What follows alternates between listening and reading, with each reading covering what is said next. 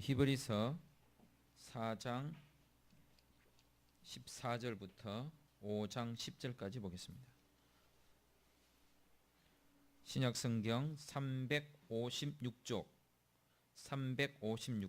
히브리서 4장 14절부터 5장 10절까지입니다.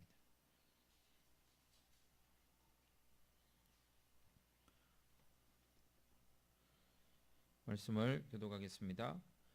그러므로 우리에게 큰 대제사장이 계시니 성천하신 이곳 하나님의 아들 예수시라. 우리가 믿는 도리를 굳게 잡을지어다.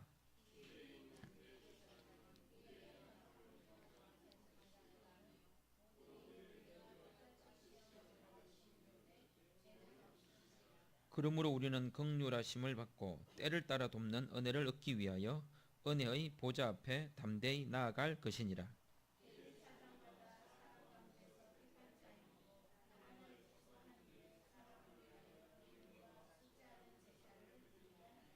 그가 무식하고 미혹된 자를 능히 용납할 수 있는 것은 자기도 연약에 휩싸여 있음이라.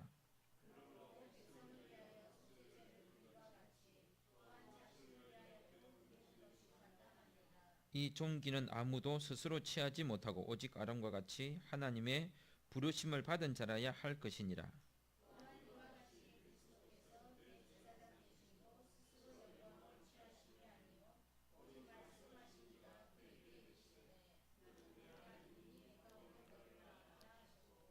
또한 이와 같이 다른 데서 말씀하시되 네가 영원히 멜기세덱의 반차를 따르는 제사장이라 하셨으니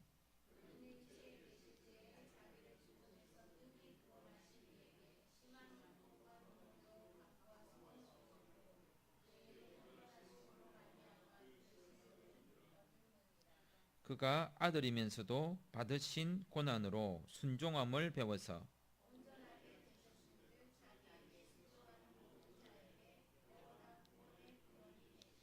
하나님께 멜기세덱의 반차를 따른 대제사장이라 칭하심을 받으셨느니라. 아멘.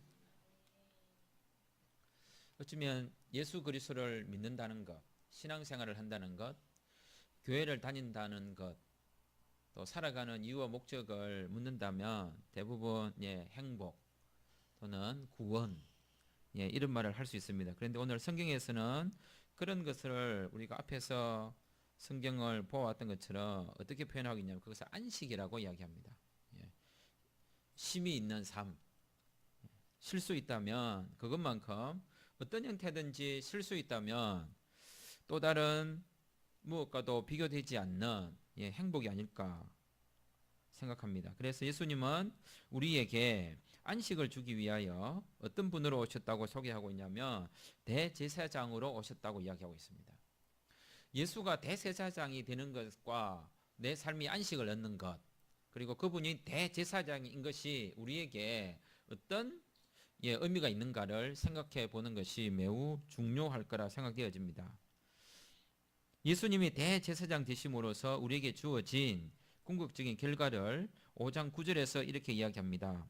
그분이 고난받아 순종함을 배워서 온전하게 되었은즉 자기에게 순종하는 모든 자에게 무엇을 주시냐 하면 영원한 구원, 즉 안식을 주기 위해서 대제사장이 되셨다고 이야기합니다.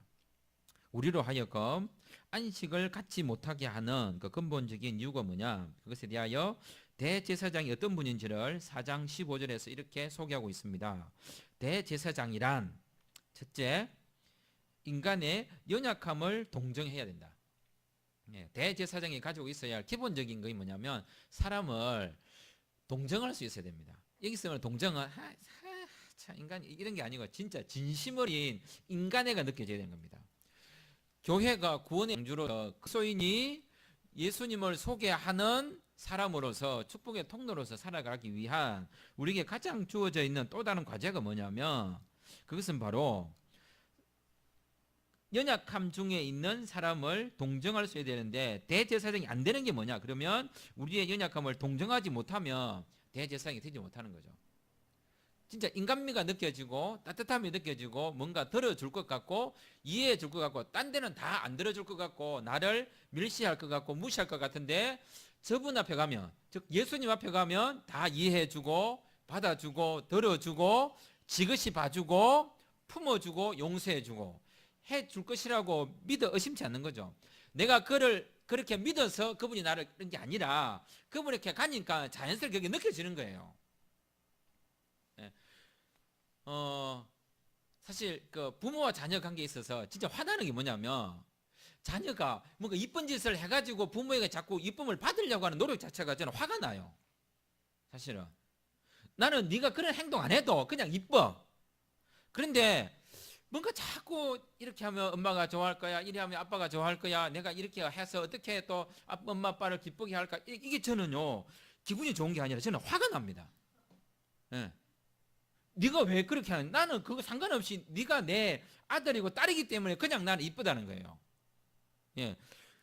예수님 앞에 가서 우리가 뭘 했기 때문에 그 대제사장이신 예수님이 이 사람을 불쌍히 여긴 게 아니라 이 사람의 아무 상관없이 예수님은 동정이 많으신 분이에요. 진정 그분이 우리에게 대제사장이 되셔서 우리에게 주신 선물은 바로 영원한 구원입니다. 그 영원한 구원은 우리에게 단적으로 이야기하면 안식입니다. 예. 어떻게 하면 영원히 쉴 수 있을까? 예. 우리가 가지고 있는 기본적인 이게 산업주의적 새마을 정신에 의하면 쉬는 거는 죄잖아요. 예. 쉬는 거는 게으르다 생각하고, 예. 쉬는 것과 특별히 게으름은 사람에 따라 다 다릅니다. 예. 빨리 달리는 사람 입장에서 볼 때는 본인보다 늦게 달리는 사람 다 게을러 보이는 거고요. 채집상 입장에 볼 때, 군사님이, 그 뭐 권력을 키우기 위해서 운동해 하는 것은 다 게을러 보이는 거죠.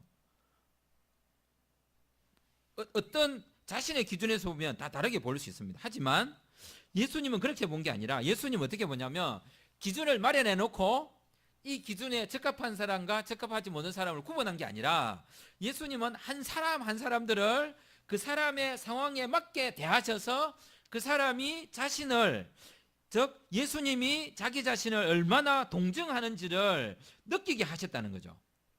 예. 이게 놀라운 방식이에요. 예. 우리는 정답을 딱 만들어 놓고 이 기준에 속하는 사람과 속하지 않은 사람을 구분해 버리잖아요. 근데 예수님은 그렇게 하시지 않았다는 거죠. 간음하다가 현장에 잡힌 그 여인조차도 그날의 기준으로 보면 다 돌로 쳐서 죽여야 되지만 예수님의 기준에서는 그게 아니었다는 거예요.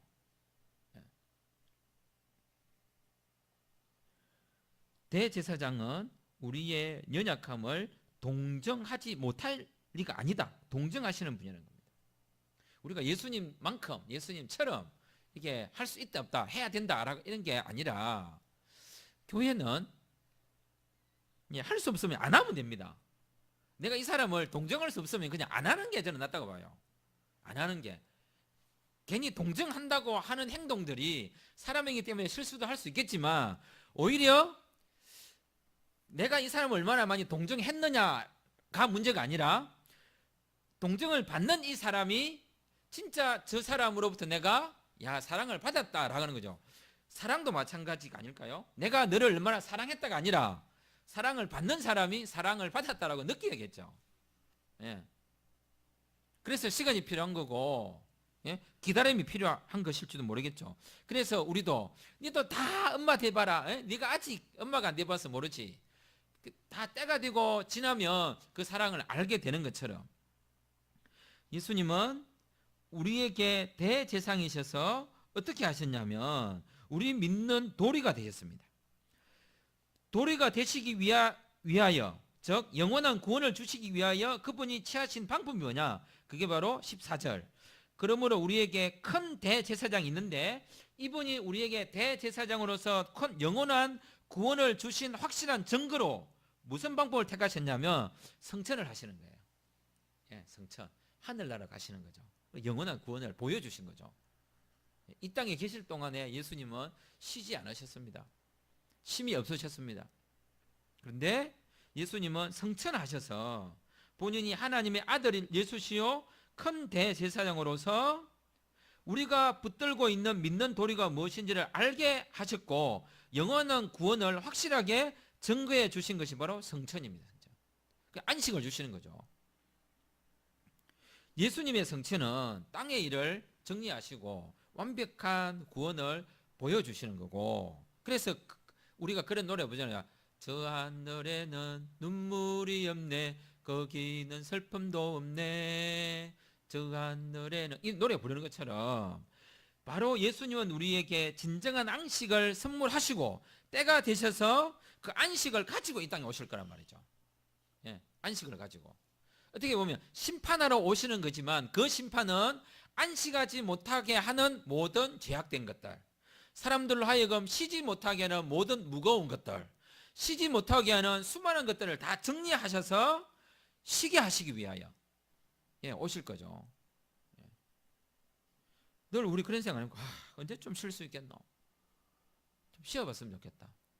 또 쉬면 이제 쉬는 게 이게 고통이다, 일하고 싶다, 그런 쉼이 아닙니다.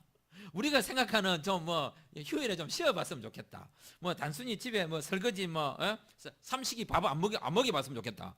예, 삼식이 뭔지 모르십니까?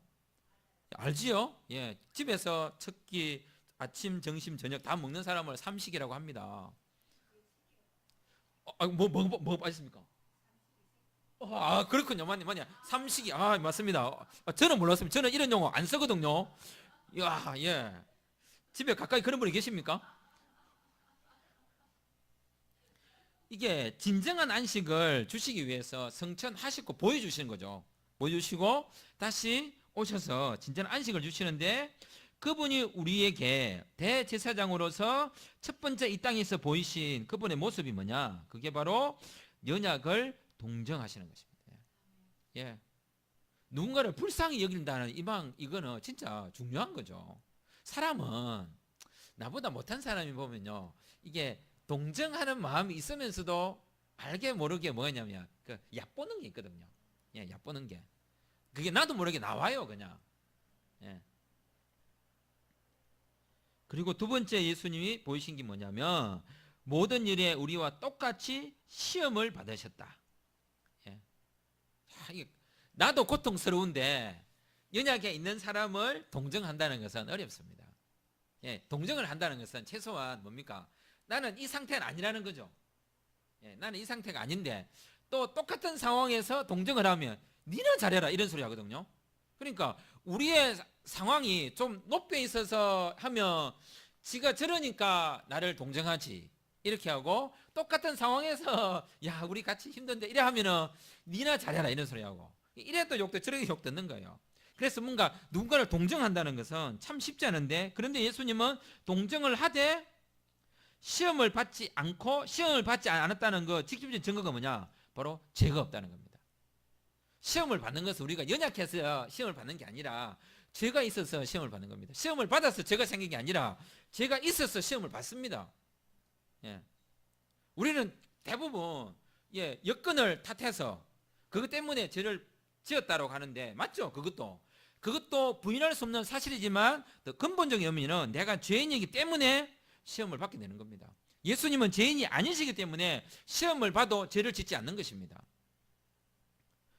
그러므로 우리 자신이 누구인지를 분명히 알게 해주신 거죠. 이 대제사장이란 분은, 대제사장은 우리를 진정으로 그 연약함을 어떻게 하시냐면 그냥 불쌍하다가 아니라 그 연약 안에 들어오시고 똑같이 사시고 똑같이 고통을 당하셨죠. 어쩌면 더 많은 고통을 당하셨죠. 사람이 그런 거잖아요. 내가 죄짓고 욕을 듣는 거야. 그래, 내가 잘못했지. 그런데 내가 잘못한 건 없는데 욕을 들으면 화가 나죠. 화가 나거나, 첫 번째 화가 나고 두 번째 뭐 생길까요? 자신 의가 나옵니다. 의가. 잘못하고 없는데 욕을 들으면 그렇지, 내가 의를 하나 쌓았구나 이런 마음이 자기도 들어요.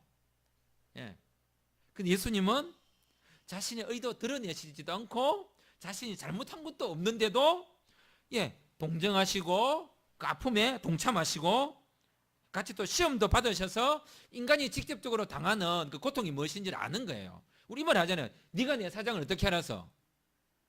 네가 내 입장 대봤나?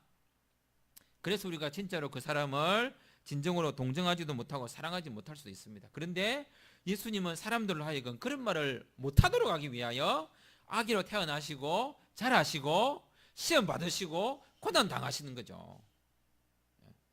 어떻게 보면 예수님의 행위는 우리로 하여금 우리를 구원해 주시려고 하는 궁극적인 목적도 있지만 어떻게 보면 우리로 하여금 입을 다물게 하시는 것 같아요. 예. 할 말은 없게. 예. 뭘 하려 해도 예수님 앞에서 예. 입을 다물게 만드는.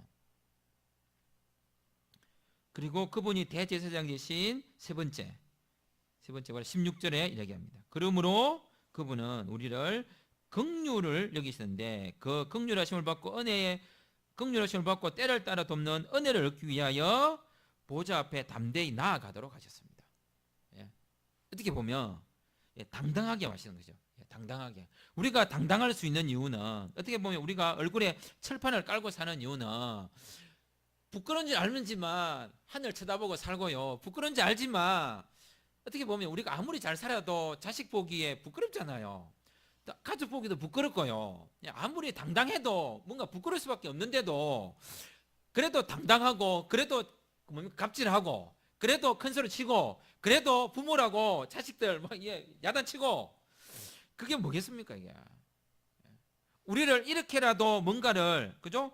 그러면서 자신을 돌아보게 하신 그 모든 일에 대제사장 되시는 분이 있기 때문입니다. 내가 은혜의 보좌 앞에 담대히 나아가는 것은 내가 나아가서 긍휼하심을 받고 때를 따라 돕는 은혜를 얻은 게 아니라 그분이 우리로 하여금 은혜의 보좌 앞에 담대히 나아오도록 해 주셨기 때문에 그분의 이름으로 나아가는 거죠. 우리는 이걸 거꾸로 해석할 경우가 많아요. 때를 따라 돕는 은혜를 얻기 위하여 자꾸 나아가라, 더 애쓰라, 이게 아니라 그분을 고백하기 때문에 그게 자연스럽게 우리에게 오는 거죠. 그게 바로 안식입니다. 은혜의 보좌 앞에 나아갈 수 있다는 것 자체가 안식이죠. 예수님 앞에 머물다는 것이 안식. 그런데 그 동정을 주시고 시험을 받을 때 제도 안 받으시고 때를 따라 돕는 은혜의 보좌 앞에 담대히 나아가게 하신 그분은 자기 마음대로 사신 게 아니라 어떻게 사셨냐면 5장 5절 또한 이와 같이 그리스도께서 대제사장 되심도 스스로 영광을 취하심이 아니요 오직 말씀하신 이가 그에게 하신 뜻을 따라서 행동했다고 이야기하고 있습니다. 아니 이 정도 되면 혼자 알아서 해도 되잖아요. 예. 죄도 없죠. 불쌍히 여기죠. 예. 뭐가 부족합니까? 그런데도 예수님은 말씀을 따라. 왜냐하면 안식이 어떻게 왔는지를 아시기 때문입니다. 안식이 어떻게 왔습니까? 창세기에 보면 안식은 말씀의 순종의 결과가 안식입니다. 빛이 있으라 하심에 빛이 있었고 첫째 날에 되니 하나님 보시기에 좋았더라 라고 하는 그 말씀의 순종의 결과가 안식이거든요. 그 안식은 하나님 보시기에 좋은 모습입니다. 불안식, 거짓 안식이 왜 왔습니까? 불순종에서 왔습니다. 그래서 예수님은 어떤 영광을 주는 그 안식같이 보이는 그것을 다 거절하시죠. 돌로 만들어 떡이 되게 하라. No. 세상을 높은 보좌에 떼어내리라. No. 이 세상 모든 거 다 줄게. No. 진정한 안식은 거기에서 온 게 아니라 세상을 지으신 창조자이신 내 아버지 하나님의 말씀을 따를 때에 이게 오는 거다. 이게 중요한 게 아니다. 이걸 했기 때문에 영광도 오고 이게 했기 때문에 밥도 오고 이걸 했기 때문에 권력도 오고 이걸 했기 때문에 보아도 오는 게 아니라 그냥 순종 자체다. 순종 자체.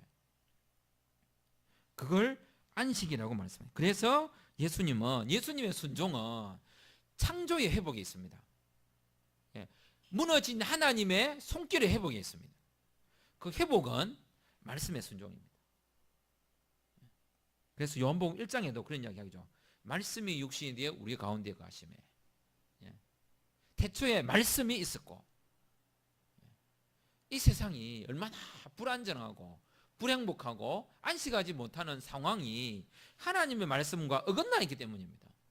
하나님의 말씀과 등을 지고 있기 때문에 우리도 누군가와 관련해서 약속을 어기거나 등을 지면 불안하고 불편하고 그렇잖아요. 그냥 싸우는 게 훨씬 낫지 소통 안 하는 게 얼마나 화가 납니까? 부부간에 싸우면서 제일 힘든 게 뭡니까? 나를 투명인간 취급할 때 말 안 할 때 제일 힘들죠. 저는 그럼 같이 싸웁니다. 그냥 왜 말 안 하냐고. 말해라고, 말해라, 말 좀 해라고. 계속 말합니다.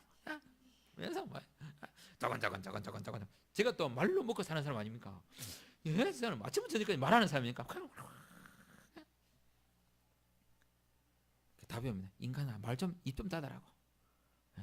그 말 나오면 이제 소통이 되는 거거든요. 그 말이라도 하라고. 말씀하심으로 예수님은 자신이 대제사장 되셨음을 증거하셨습니다. 그 모든 궁극적인 결과물을 만들어내는 그 모든 과정을 뭐라고 얘기하냐면 5장 7절부터 이야기합니다. 육체에 계실 때에 자기를 죽음에 능히 구원하실 이에게 심한 통곡과 눈물로 사셨고 간구와 소원을 올리셨고 자신은 경건하심을 말미암아 들으심을 얻고 고난에도 순종하셨다. 대제사장이 되는 것, 구원의 방주가 되는 것. 그래서 그 결과물로 이렇게 이야기하고 있죠. 9절 하반절에 모든 자에게 영원한 구원의 권한이 되셨다. 구원을 주시기 위해서, 안식을 주기 위해서는 기본적으로 말씀을 따라 살아야 됩니다. 그 말씀을 따라 사는 우리의 또 다른 실천을 굳이 만들어내지 못할지라도 우리가 가져야 될 기본적인 자세는요. 대제사장이 누구냐? 예수님이 누구냐? 예수님을 바라보는. 그래서 우리가 이 말씀을 처음 시작하면서 히브리서 3장 1절 그러므로 함께 하늘의 부르심을 받은 거룩한 형제들아 우리가 믿는 도리의 사도시며 대제사장이신 예수를 깊이 생각하자. 오늘 본문을 보면서도 예수님을 깊이 생각해야 됩니다. 뭐 다른 게 있겠습니까? 이게 말씀의 뜻이 뭔지, 이게 무슨 의미가 있는지, 이 말씀을 가지고 어떻게 살아야 되는지 그건 전 모르겠습니다. 그건 다음 문제입니다. 예수님입니다.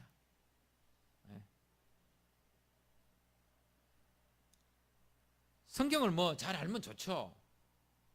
성경을 잘 이해하면 좋죠. 아니요, 이해 못해도 상관없어요. 그냥 성경이기 때문에 읽는 겁니다. 우리가 이 성경 말씀이 얼마나 달콤한지 알아서 읽겠습니까? 하나님의 말씀이라고 하니까 믿고 있는 거죠. 이게 그리고 말씀을 이해했기 때문에 달기도 하죠. 하지만 진짜 말씀이 단 이유는요, 말씀이 달기 때문에 단 겁니다. 내가 이해해서 달고 내가 알기 때문에 달고 믿어서 단 게 아니라 이 말씀은 원래부터 답니다. 내가 예수님을 믿어서 그분이 나의 구원자인 게 아니라 구원자이기 때문에 내가 믿는 겁니다. 내가 그걸 알아서 믿는 게 아니라 나에게 그분을 믿도록 하신 은혜를 주셨기 때문에 믿는 겁니다. 성경을 읽고 묵상하고 아는 이게 달콤하게 되고 보화가 되고 지혜가 되는 것은 이게 읽은 사람에게만 깨달아지는 것도 있죠. 하지만 그 이전의 문제가 뭐냐면 이 책 자체가 스스로 증거하고 있습니다. 이 책은 지혜의 말씀이고 생명의 말씀이고 진리의 말씀이고 꿀과 송일보다 달다고 했습니다. 읽은 사람에게만 단 게 아니라요, 원래 답니다. 꿀이 원래 달아서 꿀이죠. 내가 먹어보니까 꿀인가요? 원래 꿀이죠. 어떤 형태든지 하나님의 말씀이 그렇게 말하고 있기 때문에 이 말씀을 따라서 그럼에도 불구하고 우리로 하여금 하나님의 말씀을 더 이해하도록 하고 더 묵상하도록 하는 것은 훨씬 더 많은 깨달음을 주기 때문에 그걸 놓쳐서는 안 됩니다. 그래서 더 많이 묵상하고 또 말씀을 나누고 또 지혜를 깨달은 사람이 있다면 도움도 구하고, 신실하게 교회에 있는 말씀 사역자들은 더 말씀을 신실하게 선포하고 더 많이 연구하고 더 많이 말씀을 연구하는 일에 시간을 투자해야 되는 것입니다. 이번 주에 어떤 분이 참 그분은 너무 설교를 잘하는데 내가 아는 그분은 참 설교를 못하냐고. 내가 그냥 물어봤어요. 설교 잘하는 그분은 몇 명 교회고 하니까 한 2만 명 모인대. 그 못하는 그 교회 목사님은 몇 명 모이노? 한 50명 모인대요. 당연한 거 아이가 그게. 왜요? 그러니까 2만 명 모이는 목사님은 1부 예배부터 한 7부까지 똑같은 본문을 설교를 한다. 7번 하면요 입에 단내가 나겠지만 설교가 여러분 완전 막 날아다닙니다. 원고도 안 보고요. 그러니까 한 50명 모이는 목사님 어떨까요? 그 한 번이 처음이자 마지막입니다. 근데 2만 명 모이면서는 첫 번째 잘못해도 두 번째 더 잘하고 두 번째는 세 번째 더 잘하고 세 번째 네 번째 더 잘하고요. 그리고 설교만 합니다. 사회도 안 보고요. 예배 인도도 안 해요. 설교만 합니다. 그리고 그 하나를 위해서 일주일 내도록 설교 준비를 합니다. 50명 모이는 교회 목사님은요, 비하하는 게 아니라 그 학생이 비교를 하니까 온갖 일을 합니다. 그래서 제가 이와 비슷한 처지에 있는 제 후배 목사님이 그랬습니다. 야, 설교 잘해라. 뭐 저도 못하는 주제에 미안합니다. 그게 뭐랬냐면요, 설교 연기에 더 시간을 투자해라. 그런 목사님들은 설교에만 투자하고 더 3번, 4번 해서 더 정확히 할 수밖에 없다. 그러면 더 열심히 해야지. 자료가 없냐? 뭐 인터넷이 안 돼 있나? 천지 빽가리 늘려 있는 게 책이고 자료인데. 아니, 어느 교회에 목사님들은 뭐 전도해오라는 교회 있습니까? 없습니다. 목사님이 성도들에게 전도해오라 하지, 성도가 목사님 왜 전도 안 합니까? 이런 게는 거의 없습니다. 돈을 벌어오라는 것도 아니고.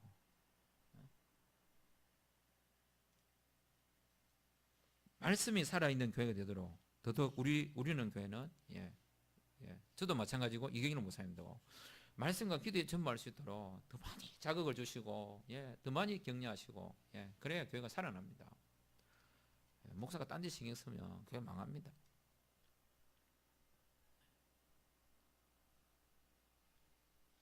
대제사장이신 이분이, 즉 우리의 예수님은, 우리의 구원자는 어디에만 신경 썼냐면 딱 3가지에 신경 쓰셨습니다. 연약한 사람을 동정하기 위하여, 우리와 똑같이 시험 받으시되 죄가 없도록 하기 위하여, 우리로 하여금 은혜의 보좌 앞에 담대히 나아가도록 하기 위하여 대제사장이라고 하는 자신에게 주어져 있는 그 직분을 감당하기 위하여 오직 말씀하시는 이에게만 순종했습니다.